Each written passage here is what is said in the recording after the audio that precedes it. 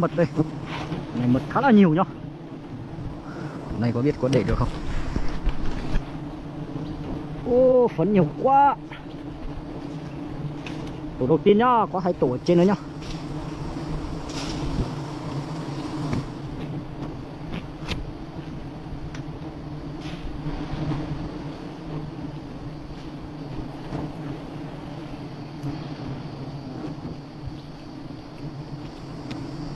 Hôm nay lại tiếp tục lại 93 tụ này.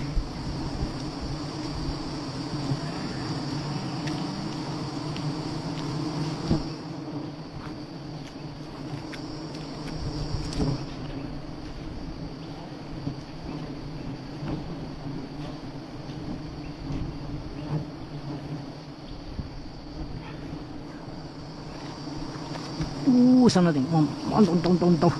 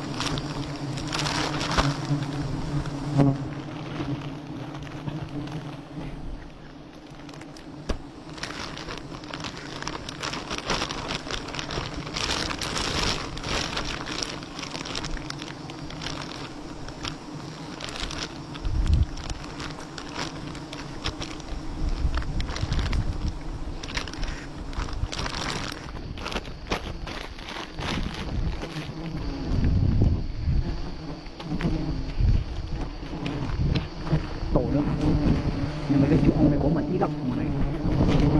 Cái khu này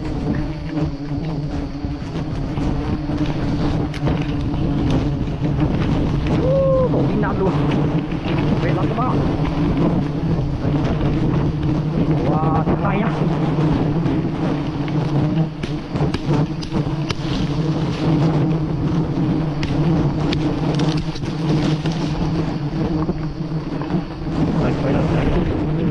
Thứ hai là này thì bầu khá là vít nát nhưng là không to mấy. Nát chấm tỉ của nó có ít phấn nhiều. Đây tổ thứ hai nhá. Này để cắt cái phấn ở trên này.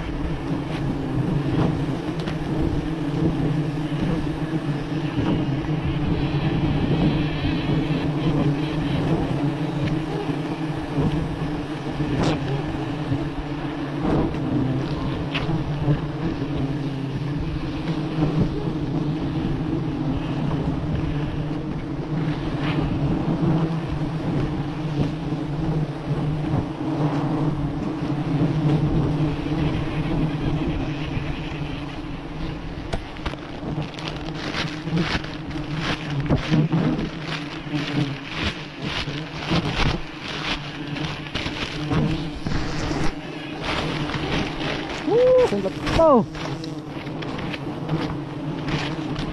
Đi đi xuống luôn. Ok nè. Cổ bí nặng luôn.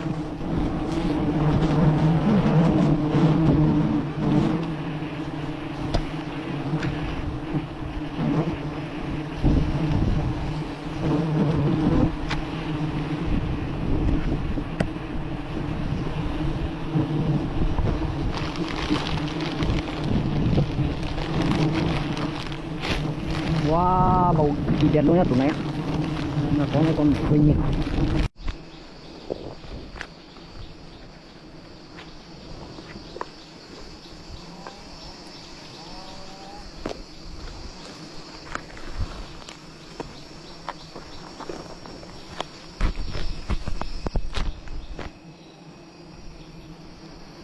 Anak kencok kayu.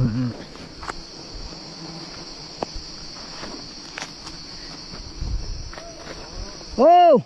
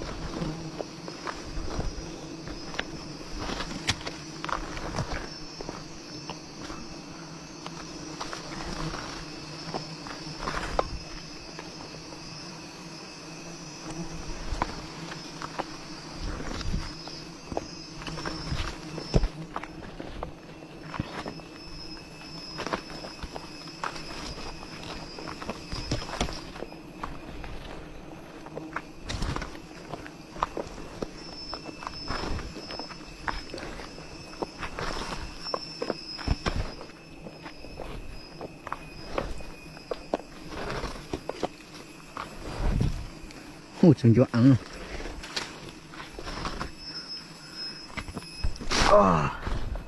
Đấy dưới đất này. Cây này này mới lấy trên này.